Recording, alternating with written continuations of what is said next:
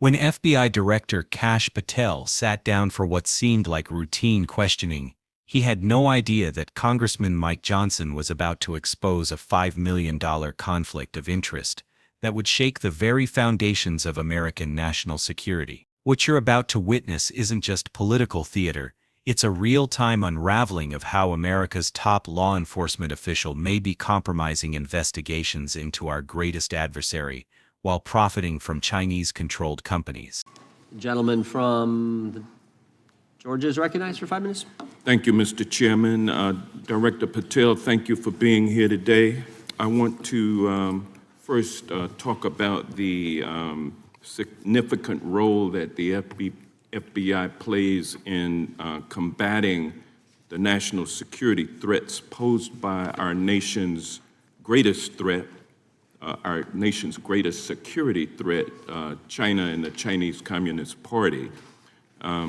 It's a fact that China is America's most significant national security threat, isn't that correct? I would say so, sir. And you would agree with me that China wants to dominate the United States of America? I think that's largely their plan. And they want to dominate the world, both militarily and economically, isn't that correct? I think so. And sir, you've been FBI director for the last, 8 months? 7 months, yes. 7 months, and during that time, have you held any stock in any companies founded in China? I don't believe so. Well, you do own stock in a company known as Elite Depot, don't you? Which one, sorry? Elite Depot. You own stock. I think that's, I'll have to get back to you. I think it's a law firm and it's a company out of Singapore. Okay, well, no, the company out of Singapore, which is owned by Elite Depot, is the Shein Company, which was founded in China, correct?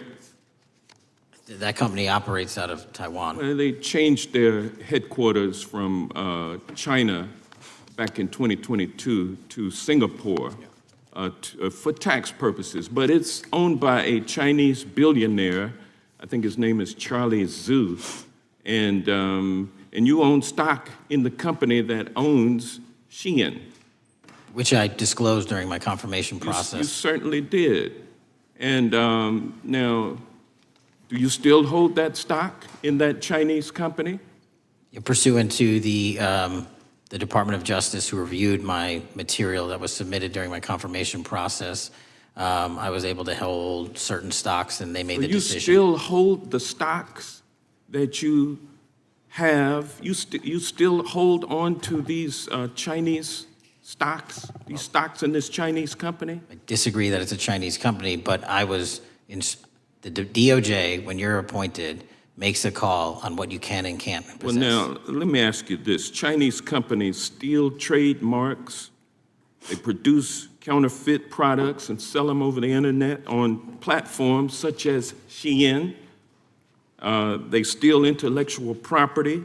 They steal data from American companies, and to me it seems inconsistent with your role as FBI director that you would own stock in a company that is based in a country that is the nation's premier national security threat. It's like you are putting your own financial security over the security of the nation. I disagree with that characterization. Well, I think the American people look at it like it's a classic situation of the fox guarding the hen house. If the FBI is charged with investigating espionage, economic espionage by companies controlled by the Chinese Communist Party, and you are the director of the FBI, you've got a conflict of interest. Sir, I would just show if there's any intimation that I'm against. Why are you holding on to this stock? It wasn't a decision I made. And it's valued at up to $5 million as of when you last reported, correct? $5 million in stock? No, I don't follow it. You don't follow it, but you're still making money off of it. I don't have any money off of anything. Well, what I have done, Trump's trade policies directly impact the value of that Chinese stock. Won't you agree with that? Which trade policy? I'm not a trade expert. Okay, all right. But I want to tell you this. Crazy on me today. Let me ask you this question. Why are you hiding pedophiles? Why are you shielding pedophiles? Why are you protecting pedophiles? That is maybe the most offensive thing you could say to me, given the numbers. Well, you have not released Given the the Epstein numbers files. of pedophiles. You are aware of the we have Epstein arrested- client list that was published in the 18,000 The gentleman has emails released? expired. The gentleman yields I just- back. Can he answer the Can question? I just respond? Of course, the gentleman can answer the question. Since I took over the FBI, there has been a 33% increase. Sir, all of that Encounter- started under Christopher Your time Ray. is done, but No, it didn't. the witness gets All to of answer that the started question, under and then the we'll go to our previous, next. 33 FBI director, sir, and you're coming in here trying to take credit for something that a previous director Gentlemen, instituted and largely brought to conclusion. I take I no think it's pretty credit. clear that offensive. the It's director offensive. has numbers are so incorrect much also. better than the previous director. It's Dr. Patel, if you want to I take- answer the question. I take no credit. The men and women of the FBI have seen a 33% increase in the number of counterintelligence arrests out of the PRC. So all of a sudden, with And you the- coming in 7 months ago, and, Gentlemen's time has Heaven on earth. expired. and on sir, the pedophile American public not gonna accusation, go for that. we have arrested 1,500 child predators in the last 7 months. Under That's investigations more than initiated by anybody the prior Appreciate the directorship. director's good work, and we really appreciate that the time of the gentleman has expired. We now What Congressman Johnson exposed wasn't just a financial disclosure, it was a masterclass in how conflicts of interest operate at the highest levels of government. Johnson's questioning followed a deliberate pattern. First, establish the threat landscape. China as America's primary national security adversary isn't partisan rhetoric. It's intelligence community consensus. When Patel agreed that China wants to dominate both militarily and economically, he set the framework for everything that followed. Then came the surgical precision. Johnson didn't ask vague questions about foreign investments. He named the company Elite Depot. He identified the subsidiary He traced the ownership structure back to Chinese billionaire Chris Xu and explained how corporate shell games work. Headquarters moved from China to Singapore for tax purposes, but ultimate control remaining with Chinese interests. This deliberate strategy allows Chinese companies to maintain American market access while avoiding scrutiny, creating plausible deniability for officials investing in what are essentially Chinese entities. Patel's responses revealed the gap between legal compliance and ethical leadership.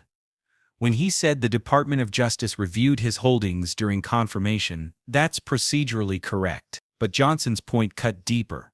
How can the FBI director investigating Chinese economic espionage simultaneously profit from Chinese-controlled companies worth up to $5 million? The conflict isn't theoretical.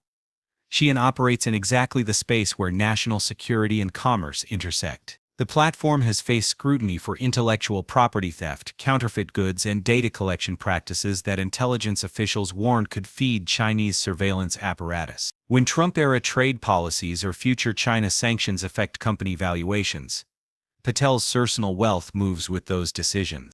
Johnson's fox guarding the henhouse analogy captures why this matters practically. FBI counterintelligence operations against Chinese companies require judgment calls about which cases to prioritize, how aggressively to investigate, and what evidence thresholds to meet. Even unconsciously, financial incentives can influence those decisions. Consider the real-world scenarios. When FBI field offices identify suspicious financial transfers from Shein to Chinese banks, will investigations proceed with full vigor when the director's personal wealth depends on the company's success? When Congress considers new sanctions that could devastate Chinese e-commerce platforms, can Patel provide unbiased intelligence assessments? These aren't hypothetical concerns. They represent daily operational realities that could compromise American national security interests. Patel's defense, that he doesn't actively manage the investments, misses the point entirely. Career FBI agents watching this exchange understand that avoiding even the appearance of impropriety isn't about active decision-making. It's about institutional credibility, When foreign intelligence services assess FBI communications, when allied agencies decide whether to share intelligence, when prosecutors evaluate FBI evidence, all depend on perceptions of independence that Patel's financial entanglements undermine. The hearing's final moments revealed something more troubling.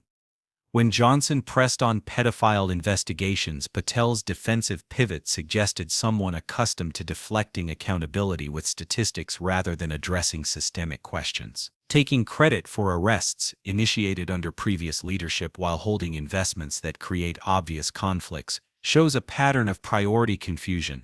What should concern Americans most isn't whether Patel technically violated ethics rules. It's whether we want FBI leadership that sees these conflicts as manageable rather than disqualifying. When field offices request resources for Chinese espionage cases, will agents wonder whether leadership's financial interests influence decisions? When the nation's top law enforcement official profits from the same economic ecosystem he's supposed to investigate, public trust erodes in ways that weaken national security. This isn't about partisan politics.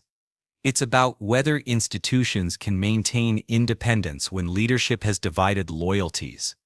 Johnson's questions were about accountability. When FBI agents watch their director defend Chinese investments while claiming to combat Chinese threats, institutional morale suffers, and Patel's evasions should worry every American who believes justice requires both the appearance and reality of impartiality.